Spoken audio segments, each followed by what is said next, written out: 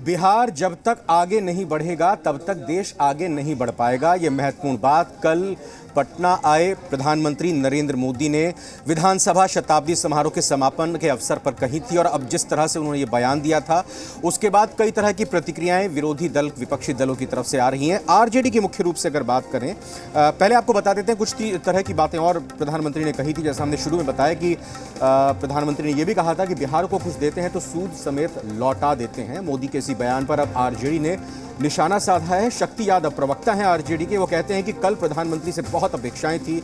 झारखंड में 16,000 करोड़ की योजनाओं से आपने तालियां बटोरी, लेकिन बिहार को क्या मिला? बिहार जब तक विकसित नहीं होगा तो देश विकसित नहीं होगा, ये सब जानते हैं। तो फिर बिहार के साथ सौतेलापन, ये व्यवहार क्यों किया जा रहा है? उन्होंने ये भी कहा कि बिहार को ना तो विशेष पैकेज मिलता है और ना ही विशेष राज्य का दर्जा। कल कई अपेक्षाएं थी प्रधानमंत्री जी से। झारखंड में आपने 16,000 करोड़ की बात कर करके तालियां बटोरी, लेकिन बिहार को क्या मिला? फिर वही बिहार के साथ नाइंसाफी। तो बिहार जब तक विकसित नहीं होगा, देश विकसित नहीं होगा। अगर इन बातों को सब जानते हैं, आप जानते हैं बाखूबी, तो फिर बिहार के साथ सौतेलापन क्यों? तो प्रधानमंत्री के बयान, उस पर आरजेडी के प्रवक्ता की प्रतिक्रिया के बाद कई और प्रतिक्रियाएं भी सामने आ रही हैं। कांग्रेस की तरफ से कहा गया है कुछ नहीं मिला बिहार को एनडीए सरकार से, और अब वो सूद समेत यानी जनता सूद समेत एनडीए से, बीजेपी से वापस ले लेगी, शून्य पर बोल्ड कर देगी, आउट कर देगी। वहीं अगर हिंदुस्तानी आवाम मोर्चा की बात करें तो उन्होंने बचाव करते हुए कहा कि जितना यूपीए के शासनकाल में 10% भी नहीं मिला उतना तो एनडीए ने अब तक बिहार को दिया है, तो ऐसी बातें नहीं करनी चाहिए। सारी प्रतिक्रियाएं एक एक करके आपको सुनाते हैं।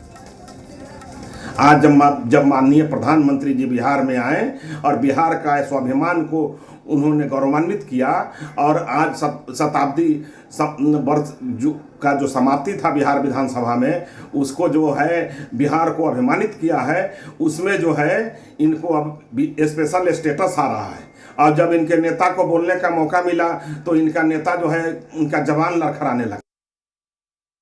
राजद के नेता हालांकि तोहमत लगा रहे हैं, हमें लगता है कि उन्हें आत्मचिंतन करने की आवश्यकता है, क्योंकि उनके प्रतिनिधि तो मंच पे मौजूद थे।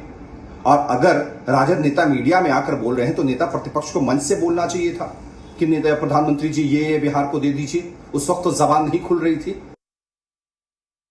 प्रधानमंत्री जी का लोकतंत्र पे भाषण देना बहुत ही अच्छा लगा। बिहार की धरती पे आके देश में प्रधानमंत्री जी कहा कि बिहार विकास करेगा तो देश विकास करेगा, और बिहार को जो देगा वो सूद सहित बिहार लौटाएगा। प्रधानमंत्री जी, बिहार से आपने काफ़ी वादा किया था। चीनी मिल में जाके उसी चीनी से चाय पीने की बात कही थी, अब तक पूरा नहीं हुआ। 2022 में सबको पक्का मकान होगा, 2022 बीत रहा है। 2022 में किसानों का आय दुगुना होगा, उसका क्या हुआ? 2 करोड़ रोजगार का क्या हुआ? ऐसे अवसरों पर कोई मांग पत्र नहीं दिए जाते। जहाँ तक बिहार की उन्नति, प्रगति और समृद्धि के लिए मांग पत्र देने की बात है, जेडीयू बिहार सरकार समय समय पर केंद्र सरकार से इस तरह के प्रोत्साहन पैकेज के लिए डिमांड करती रही है, जिसमें विशेष राज्य का दर्जा भी शामिल है। हमें प्रधानमंत्री के उन उद्गारों का सम्मान करना चाहिए, सत्कार करना चाहिए, जिसमें उन्होंने बिहार की गौरवशाली जो परंपरा है उसका उल्लेख किया है।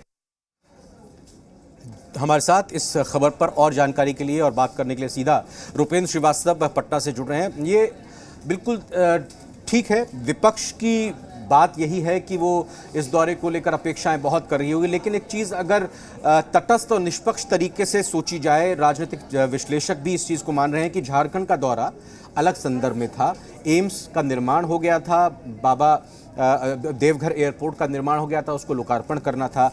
इसी लिहाज से ये योजनाओं का वहाँ पर उद्घाटन शिलान्यास किया गया था। केंद्र सरकार के मंत्री लगातार बात रख रहे थे। बिहार का दौरा विधानसभा शताब्दी वर्ष का समापन अवसर था, उसमें इस तरह की योजनाओं का लोकार्पण, इस तरह से ऐलान करना, मुझे नहीं लगता कि इस तरह की बड़ी ये मौका और अवसर था।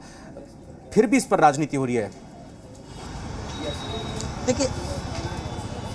देखिए जो राजनीति हो रही है इन पर राजनीति नहीं होनी चाहिए, क्योंकि झारखंड का जो दौरा था प्रधानमंत्री का, वहाँ पर एयरपोर्ट का उद्घाटन करना था, एम्स का उद्घाटन करना था, और यहाँ पर जो है शताब्दी समारोह के समापन कार्यक्रम था, उसमें प्रधानमंत्री शिरकत करने आए हुए थे। तो दोनों जो बात था वो अलग था और कहीं ना कहीं जो है इस कार्यक्रम में विधानसभा अध्यक्ष ने जो है उनको प्रधानमंत्री को जो निमंत्रण दिया था, प्रधानमंत्री आए हुए थे और उसी अनुरूप जो है कार्यक्रम में हुआ था। नेता प्रतिपक्ष को भी मौका मिला, नेता प्रतिपक्ष ने भी अपनी बातें रखी, लेकिन प्रधानमंत्री के जाने के बाद जिस तरह से विपक्ष सवाल खड़ा कर रहा है कि विशेष राज्य का दर्जे की बात कह रहा है, विशेष पैकेज की बात कर रहा है, तो इसमें जो है कहीं देखिए विपक्ष को देखना चाहिए कि दौरा किस संदर्भ में था। और जब उनके प्रतिनिधि जो हैं वहाँ पर खुद मौजूद थे तो उनको, क्योंकि उनके प्रतिनिधि जान रहे थे, खुद नेता प्रतिपक्ष थे वहाँ मौजूद, तो वो जान रहे थे कि अभी वो समय नहीं है कि इस तरह की बातें करने के लिए, क्योंकि तो कार्यक्रम है वो विधानसभा की तरफ से आयोजन किया गया। तो देखिए विपक्ष को है राजनीति के लिए एक मुद्दा चाहिए और कोई ना कोई मुद्दा जो है वो ढूंढता रहता है। इससे पहले प्रधानमंत्री के आने से पहले ही आरजेडी ने कहा था विशेष राज्य का दर्जा चाहिए, विदेश राज्य का मुद्दा चाहिए, हम मांग करेंगे।